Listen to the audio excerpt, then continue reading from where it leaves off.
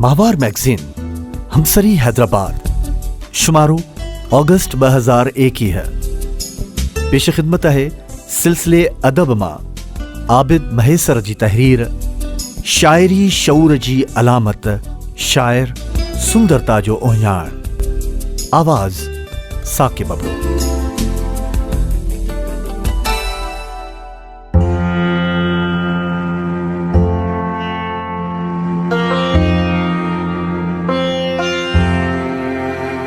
शायर पंहिंजे समाज जो हिकु आदर्शी किरदार ऐं स्वाभाविक वीचार रखंदड़ फ़र्द हूंदो आहे ऐं शऊरी सघई शायर खे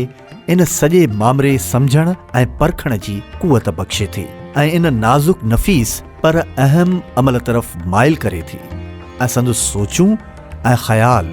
खेसि ज़हनी तौर बाशऊर बणाइनि था। तंहिं करे संदसि राया ऐं नज़रिया बि गुणायता वक़्तायता ऐं गॾोगॾु बरजुस्ता ऐं पुख्ता हुजनि था ऐं संदसि दिलि हसास ऐं जज़्बाती पिणु हूंदी आहे।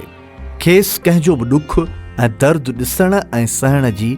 सघ न हुअण जे बराबरि हूंदी आहे। अलबत संदसि ज़ाती ॾुख ऐं दर्द सहण ऐं बर्दाश्त करण जी सघ ऐं सलाहियत हूंदी अथसि ऐं जे ॾिठो वञे त फितरत जे रंगनि खे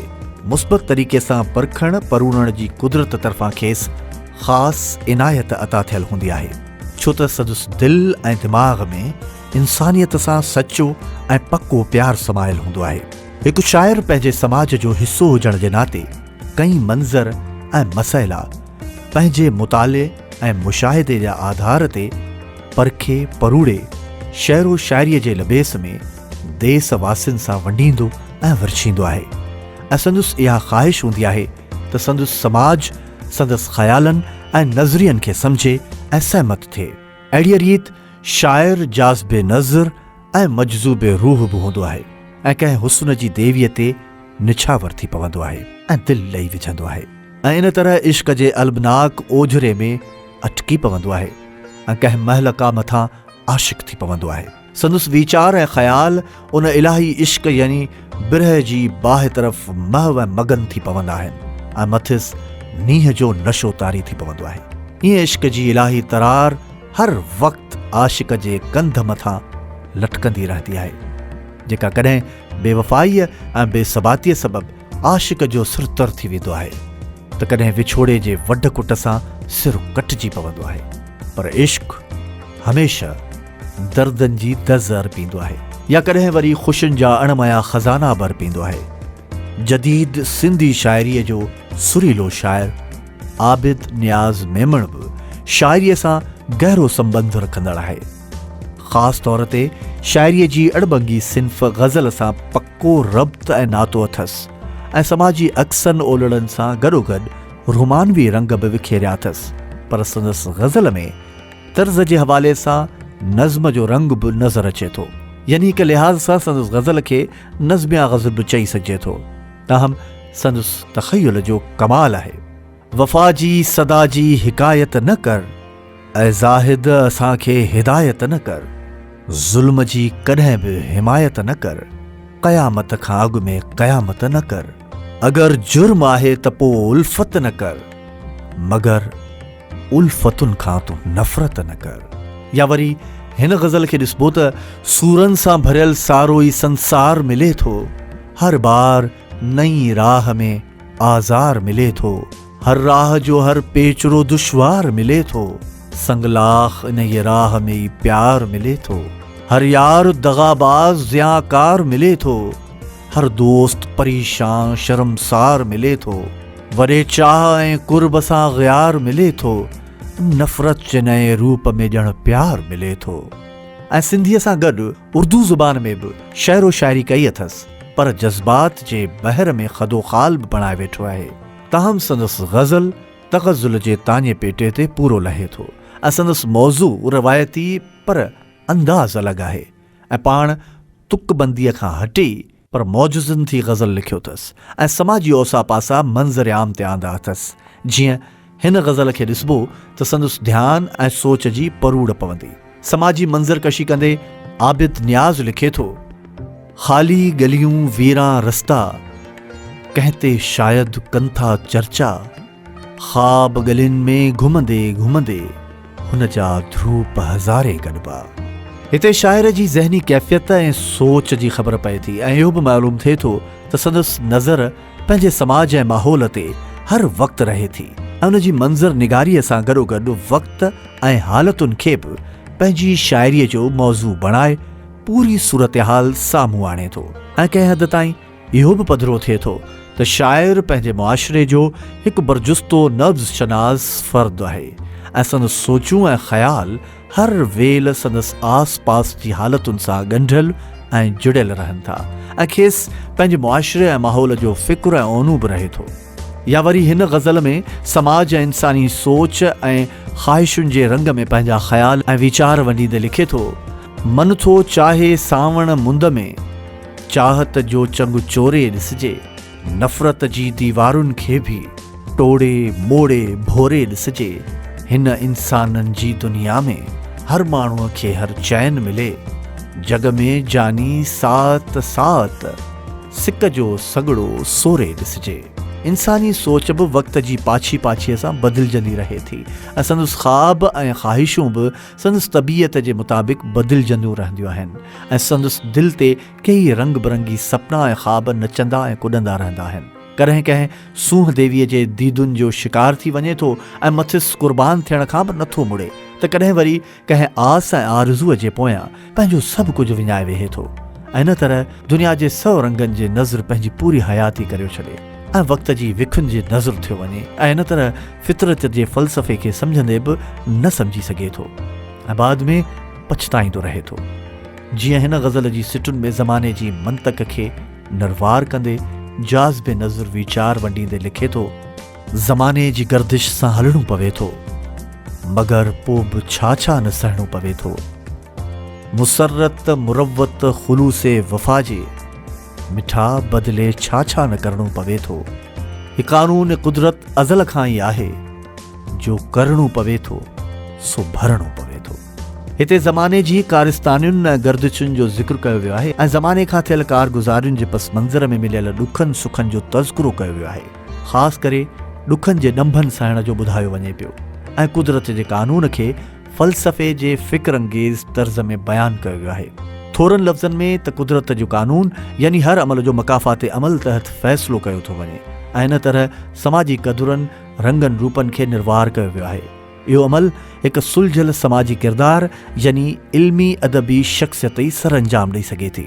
आबिद नियाज़ 4 ॾींहंनि जी ज़िंदगी ऐं मुख़्तसिर हयातीअ खे ख़ुशियुनि ऐं सुख शांतीअ में गुज़ारण जो ख़्वाह आहे, पर वरी खेसि ऐश इशरत में ज़िंदगी गुज़ारण बावजूदि इंसान जी मायूसी ॾिठी नथी थिए ऐं खेसि इन जो ॾुख बि थिए थो ऐं संदसि इन ॻाल्हि मां तासुर मिले थो त इंसान कंहिं ॻाल्हि में बि ख़ुशि नाहे। जीअं आम तौर इहो चयो वेंदो आहे त इंसान कंहिं बि मुंद मौसम मां ख़ुशि नाहे, खेसि का न का परेशानी हूंदी ई हूंदी आहे। प्यार ऐं मुहबत बि इंसान जी दिलि जी दुनिया जी कहकशां आहे ऐं जंहिंसां बि दिलि लॻी वञे थी सो ई दिलि जी दुनिया जी चोॾींहं जे चंड जी चांडाण बणिजी पूरे रूह नगर खे रोशन कंदड़ ऐं मन खे अथाह सुकून ऐं सुरूर बख़्शींदड़ हुजे थो। दिलि दिलबर जे दीदार लाइ हर वेल आती ई हूंदी आहे, जीअं हिननि सुटुनि में ज़िक्र कयल आहे। पसूं था यार जो जलवो नज़ारनि में अञा ताईं, ज़मीअ ते आसमाननि में ऐं सितारनि में अञा ताईं। या वरी हिन ग़ज़ल जी सिटुनि में प्यार उल्फत जे हवाले सां, अजब उल्फत जो मामरो आ, दिमाग़ मुंहिंजो ख़्याल तुंहिंजा, ख़्याल इन में मूं ख़ूबसूरत ॾिठा घणा आहिनि कमाल तुंहिंजा,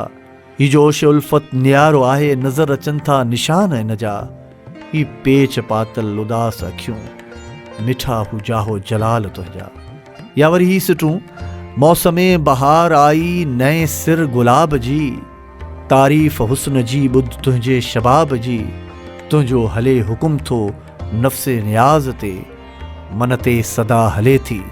मर्ज़ी जनाब जी। इश्क़ो मुहब्बत ऐं प्यार बि इंसानी ज़िंदगीअ जो अणटुट हिसो आहे ऐं इहा ई इंसान जी असुल सुञाणप पिणु आहे। दुनियाई लिहाज़ सां को कंहिंखे चाहे थो ऐं मजाज़ी इश्क़ जो इब्तिदाई क़दम खॼे थो ऐं के मजाज़ खां हक़ीक़ी इश्क़ तरफ़ हलंदे वञी हक़ीक़ी महबूब जे प्यार में पहुचनि था ऐं मजज़ूब बणिजी वञनि था। बहरहाल शाइर इन मंतक खे रूमानीवी तर्ज़ ऐं रिधम में सहेड़े शाइरीअ जे रूप में मंज़र आम ते आणे निर्वार करे थो ऐं हाणे आबिद नियाज़ जी उर्दू शाइरी जंहिंमें पाण ग़ज़ल ते तबाज़माई कई अथसि ऐं संदसि उर्दू ग़ज़ल बि घणो करे शाइरीअ जी बुनियादी सिन्फ़ नज़्म जी तर्ज़ खे क़रीब तर नज़र अचे थो। मेरी हालत दिलरुबा मुझसे न पूछ, हाल भी है खफा मुझसे न पूछ, हो गई है क्या खता मुझसे न पूछ, कहती है तेरी अदा मुझसे न पूछ, दर्द दिल की तू दवा मुझसे न पूछ, ऐसी बातें महलका मुझसे न पूछ, दिल से निकली है सदा मुझसे न पूछ, थी दुआ या बद्दुआ मुझसे न पूछ। या वरी हिन गज़ल में चाहता हूँ तुझको दे दूँ हर खुशी सौगात में, हो बसर तेरी सनम ये जिंदगी महलात में,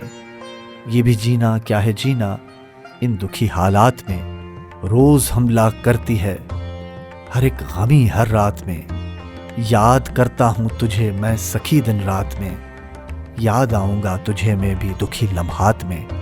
है फ़र्क जितना सहर में शाम में दिन रात में, है फ़र्क इतना अजीब मौत में और घात में। शायरी बिलाशक एक आईनी मिसल है ऐं आईनू सच खे जीअं जो तीअं साम्हूं आणे वाउखो ऐं पधिरो कंदो आहे। उन जी रोशनीअ में ज़िंदगी जे फ़लसफ़े जा कई पुरस्रार राज़ बि सम्झ में अची वेंदा आहिनि ऐं गुज़रंदड़ ज़माने जे वक़्त जी विखुनि जी दज़ में धुंधला थींदड़ ओलड़ा ऐं अक्स बि शऊरी सघ जे कारण पूरा चिटा ऐं साफ़ ज़ाहिर थींदे नज़र ईंदा आहिनि ऐं इंसानी सोचूं ऐं ख़्याल जीअं त पल पल में बदिलजंदा रहनि था ऐं संदनि ख़्वाहिशूं बि संदनि पसंदि जे अनुसार तब्दील थींदियूं रहनि थियूं। जॾहिं इश्क जे पंधनि पेचरनि में आयल अज़ियतूं पंहिंजे ताव ऐं ताबिश सां दिलि ऐं मन खे सेक ॾींदियूं आहिनि तॾहिं इश्क जे क़दुरु ऐं क़ीमत जो पतो पवंदो आहे ऐं इन अणांगे सफ़र बेवफ़ाई ऐं दोखे दगा जा बि जीव झोरींदड़ ॾुख ऐं ॾोझरा मन अंदर में मांधाण मचाईंदा आहिनि। दिलि बेइख्तियार थी कुझु कुछंदी आहे। तुम्हारी बेरुखी और मैं हूँ, अजब ये जिंदगी और मैं हूँ, उजड़ कर ये सहरा हो गया है, जिधर देखूं गमी है और मैं हूँ, तेरा ही ख्याल रहता है हमेशा, ये दिल है आशिकी है और मैं हूँ। शायर जूं सोचूं ऐं ख़्याल सतही ऐं मथाछरा नाहिनि हूंदा पर शाइर हर मामरे ऐं मसइले खे वक़्त ऐं हालात जी पटांदर गहराई ऐं उन्हाईअ जे पस मंज़र सां परखींदो ऐं परूड़ींदो आहे। तंहिं बैदि उन ते का राय ऐं नज़रियो क़ाइमु कंदो आहे। इन सूरत हाल खे तसव्वुफ़ जे तस्कीन आमेज़ अंदाज़ सां इज़हारींदो या बयानु कंदो आहे ऐं संदसि मक़सदु संदसि समाज ऐं माशरे जी मस्बत सोच ऐं फ़िक्र अंगेज़ फ़िज़ा जो क़ाइमु थियणु हूंदो आहे। इन ॾिस में संदसि जफ़ाकशूं ऐं जाखोड़ूं क़ाबिल क़दुरु ऐं क़ाबिल ज़िक्र हूंदियूं आहिनि। हाणे संदसि पैगाम ऐं नियापे खे सम्झी उन ते अमल पैरा थियणु मुआशरे जे हर फ़र्द जी ज़िम्मेवारी हूंदी आहे। आबिद नियाज़ मेमण जी शाइरी बि असांखे समाजी सम्झ तरफ़ आगाही अर्पे थी ऐं गॾोगॾु प्यार ऐं मुहबत तरफ़ां बि ध्यानु छिकाए थी ऐं हिकु आईने ऐं आरसीअ जियां समाजी औणायुनि ऐं उन्हनि मां पैदा थींदड़ कुधाइप भरिया अक्स ओलड़ा अया करे गॾोगॾु समाजी सुभावेक ऐं सुञाणप सां सरअंजाम ॾिनल ख़ूबसूरतीअ मां पैदा थियल माहौली मस्बत असरनि जी बि अक्सबंदी करे थी।